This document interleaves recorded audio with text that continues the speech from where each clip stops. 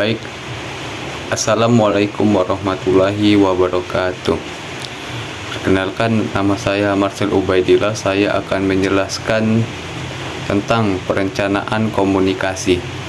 Latar dari perencanaan komunikasi yaitu untuk menggerakkan program komunikasi di lembaga pemerintah swasta, organisasi untuk meningkatkan pemasaran, dalam kurung pemasaran sosial, pemasaran komersial, dan pemasaran politik, untuk kebutuhan pencitraan atau penanganan konflik antar media dan instansi, untuk menyebarluaskan gagasan penyanderaan masyarakat, kesehatan lingkungan, pajak, asuransi, kampanye sosial, dan program studi komunitas sekitar, untuk aplikasi kegiatan pembangunan infrastruktur, pengadaan program software industri komunikasi, misalnya wartawan, PR humas, dan lain-lain. Pentingnya perencanaan komunikasi. Berhasil tidaknya suatu program pembangunan memerlukan dukungan komunikasi yang pada dasarnya sangat tergantung dari perencanaannya. Artinya, suatu program yang direncanakan dengan baik akan mengurangi kemungkinan terjadinya kesalahan. Kondisi di negara berkembang banyak ditemukan suatu program yang berlangsung sangat dinamis ketika ditunjang oleh dana yang kuat. Ketika dana yang tersedia habis, maka program juga akan berakhir. Tetapi banyak juga program komunikasi yang dijalankan sukses seperti pupuk Azolla di Filipina, peningkatan produksi pertanian di Indonesia, kampanye anti mabuk di Amerika Utara, dan program bank di desa Bangladesh. Isu ketidakseimbangan informasi menurut Mahaguru Komunikasi John Merrill adalah suatu istilah yang sangat kontroversial dan selalu diperdebatkan oleh pemimpin negara berkembang. Dan selanjutnya, negara yang berkembang dengan stereotip bahwa identik dengan kemiskinan, buta huruf, kriminal, teroris, korupsi. Selanjutnya, kebijakan komunikasi. Diperlukan kebijakan komunikasi karena satu, aktivitas komunikasi yang semakin rumit akibat kemajuan teknologi, terutama di dalam bidang teknologi komunikasi satelit. Aspek global, ekspansi komunikasi internasional makin mengubur batas negara. Kebijakan komunikasi perlu diinformasikan untuk mengantisipasi dan menyesuaikan diri. Kedua, makin tajam kesenjangan informasi yang dimiliki kalangan elit dan non-elit antara penduduk yang mayoritasnya dengan minoritas, antara kota dan desa, dan antara miskin dan kaya. Baik, selanjutnya saya akan menjelaskan tentang kebijakan komunikasi. Kebijakan komunikasi dibangun dari filosofi tradisi, hukum yang berlaku, agama, dan kepercayaan maupun nilai-nilai tumbuh dalam masyarakat baik secara instansi maupun eksplisit. Secara implisit, kebijakan komunikasi tumbuh menjadi tatanan baik dalam bentuk nilai maupun budaya dalam perantara sosial kemasyarakatan. Sedangkan secara eksplisit, kebijakan komunikasi eksis dalam bentuk undang-undang peraturan yang dikeluarkan negara. Baik, selanjutnya saya akan menjelaskan tujuan kebijakan komunikasi.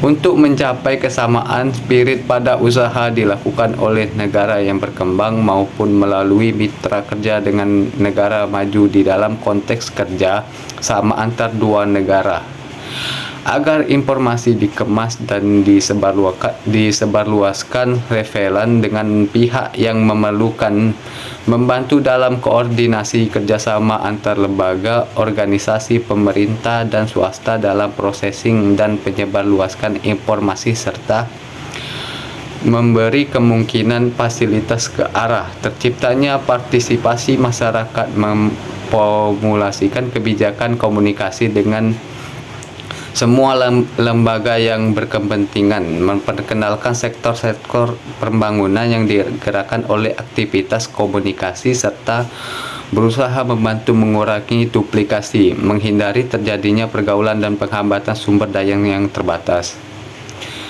Baiklah, saya selanjutnya akan menjelaskan tipe perencanaan komunikasi. Perencanaan strategi mengacu pada kebijakan komunikasi yang menetapkan alternatif dalam mencapai tujuan jangka panjang serta menjadi kerangka dasar untuk perencanaan operasional jangka pendek. Menurut kebijakan komunikasi disebut perencanaan strategi adalah alat manajemen yang digunakan untuk mengelola kondisi saat ini. Untuk melakukan proyeksi kondisi pada masa depan, sebagai rencana strategi menjadi bentuk yang dapat digunakan oleh organisasi. Ciri visi yang harus dimiliki: berorientasi ke masa depan. Pernyataannya menyerta membumi, ambisius, dan menantang.